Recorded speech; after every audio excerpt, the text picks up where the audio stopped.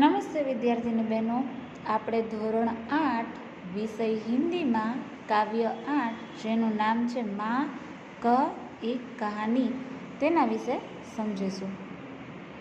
તેના લેખક છે मैथिली शरण गुप्त। राष्ट्रकवि मैथिली शरण गुप्त का जन्म सन 1886 में चीरगांव जिला झांसी उत्तर प्रदेश में हुआ था। बचपन से ही कविता में उनकी रुचि थी। आचार्य महावीर प्रसाद द्विवेदी की प्रेरणा से वे खड़ी बोली की ओर मुड़े और उनकी कविता में निखार आया। उन्होंने अपनी कविताओं में भारतीय जीवन को समग्रता से समझने एवं प्रस्तुत करने का प्रयास किया है। खड़ी बोली हिंदी के आरंभिक अन्वयकों में से एक थे। साकेत गुप्त जी द्वारा लिखित महाकाव्य है। इसके अतिरिक्त यशोधरा, पंचवटी, भारत भारती तथा जयद्रथ वध आदि इनकी मुख्य काव्य कृतियाँ हैं। इनकी मृत्यु सन 1964 में हुई। मारने वाले से बचाने वाला बड़ा होता है, यह उक्ति चरितार्थ हुई है। गौतम बुद्ध के जीवन से संवाद शैली की इस कविता में गौतम बुद्ध के बचपन की एक घटना का उल्लेख है, जिसमें उनका पुत्र राहुल माँ यशोधरा से राजकुमार सिद्धार्थ की उसी कहानी को दोहराने का आग्रह करता है, जिससे उपयुक्त उक्ति परिभाषित हुई थी। चलो शब्दार्थ આપણે વિદ્યાર્થીની બહેનો પાકી બુકમાં લખવા આપી દીધેલા છે। એક વખત શબ્દાર્થ છે તે નોટબુકમાં લખી અને અર્થ પાકા કરી લેજો। હવે આજે આપણે કાવ્ય સમજીશું। माँ कह एक कहानी, बेटा समझ लिया क्या तूने मुझको अपनी नानी? कहती है मुझसे यह चेटी, तू मेरी नानी की बेटी। कह माँ कह, लेटी ही लेटी, राजा था या रानी? माँ कह एक कहानी। चलो एनो मीनिंग थाय छे। राहुल यशोधरा से कहता है, माँ एक कहानी सुनाओ ना। यशोधरा कहती है, बेटा तूने मुझे अपनी नानी समझ लिया है क्या? यह दासी मुझसे कहती है कि तुम मेरी नानी की ही बेटी हो। तुम मेरी नानी भले ही न हो, पर उनकी बेटी तो हो, इसलिए माँ कहानी सुनाओ ना। लेटे ही लेटे सुनाओ, एक राजा था या एक रानी थी? तू है हठी मानधर मेरे, सुन उपवन में बड़े सवेरे। तात भ्रमण करते थे तेरे, जहाँ सुरभि मनमानी। चलो एनो मीनिंग थशे, मेरे बेटे तू बहुत जिद्दी है। अच्छा तो सुन। एक दिन बड़ी सुबह तेरे पिता बगीचे में घूम रहे थे। उस समय वातावरण में मनपसंद खुशबू फैली हुई थी। वहाँ मनपसंद खुशबू खूब फैली हुई थी। हाँ माँ यह कहानी सुनाओ। जहाँ सुरभि मनमानी, हाँ माँ यह कहानी। वर्ण वर्ण के फूल खिले थे, जलमल कर हिम बिंदु जिले थे।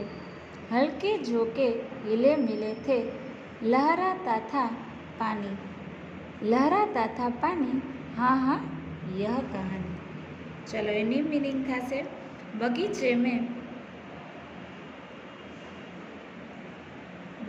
में तरह तरह के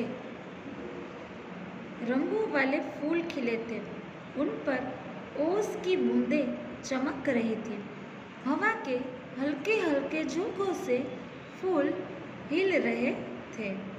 उन पर ओस का पानी लहराता था। राहुल ने पूछा, क्या उन पर पानी लहराता था। हाँ माँ, मुझे यह कहानी सुननी है।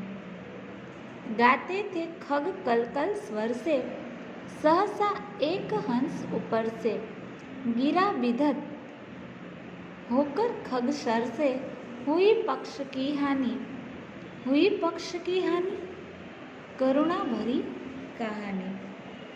पक्षी मधुर स्वर में गा रहे थे। अचानक एक हंस ऊपर से गिरा। वह पक्षी बाण से बींध गया था। उसका एक पंख घायल हुआ था।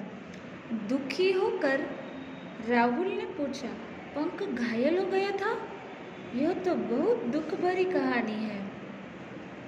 चौंक उन्होंने उसे उठाया, नया सा जन्म उसने पाया। इतने में आखिर टक आया लक्ष्य सिद्धि का मानी, लक्ष्य सिद्ध का मानी, कोमल कठिन कहानी। तेरे पिता ने चौंक कर उसे उठाया। उनके स्पर्श से पक्षी ने मानो नया जन्म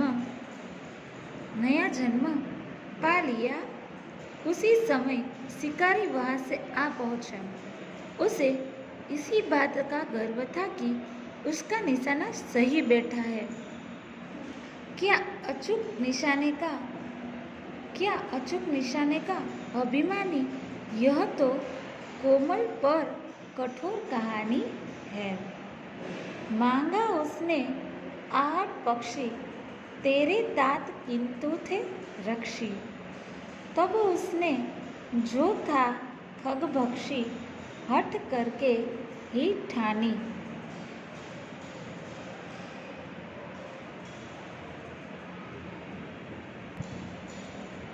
शिकारी ने तेरे पिता से घायल पक्षी मांगा, परंतु तेरे पिता पक्षी की रक्षा करने वाले थे।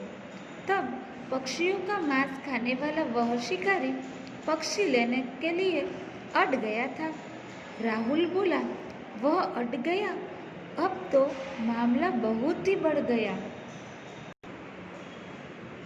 हुआ विवाद सदैव निर्दय में, उभय आग्रही थे स्व विषय में।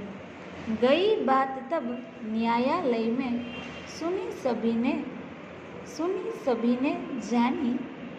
सभी ने जानी, व्यापक हुई कहानी। इस प्रकार सदैव, इसका अर्थ है दया करके बचाने वाला, और निर्दय, इसका मीनिंग है निर्दयता पूर्वक मारने वाला। इन दोनों में बहस होने लगी। दोनों अपनी अपनी बात पर डटे हुए थे। तब बात न्यायालय में गई।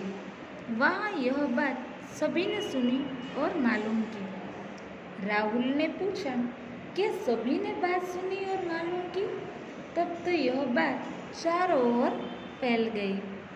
राहुल, तो निर्णय कर इसका, न्याय पक्ष लेता है किसका?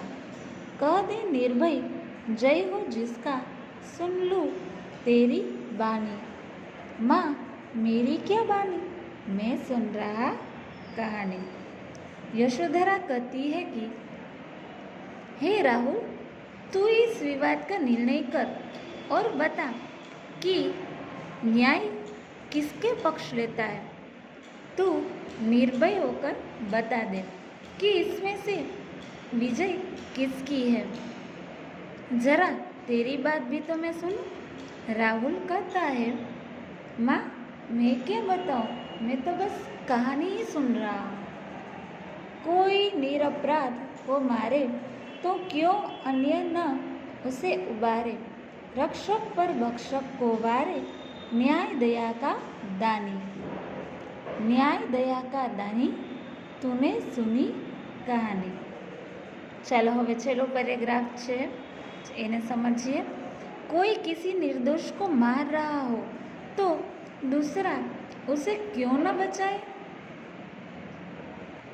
न्याय तो वही है जो दया के पक्ष में हो, जो मारने वाले के पक्ष में नहीं, बचाने वाले के पक्ष में हो। राहुल ने कहा, क्या दया न्याय का दान देती है? यशोधरा बोली, तूने सचमुच कहानी समझ ली है। નમસ્તે વિદ્યાર્થીની બહેનો, જો આ કહાની અહીંયા જ પૂર્ણ થાય છે. આના લગતા પ્રશ્નો જવાબ છે, તમે જાતે ઘરે પ્રયત્ન કરજો રફ બુકમાં લખવાની, નહીં તો હોમવર્કમાં પીડીએફમાં મોકલવામાં આવશે. ત્યાં સુધી સ્વસ્થ રહો, સુરક્ષિત રહો. નમસ્તે.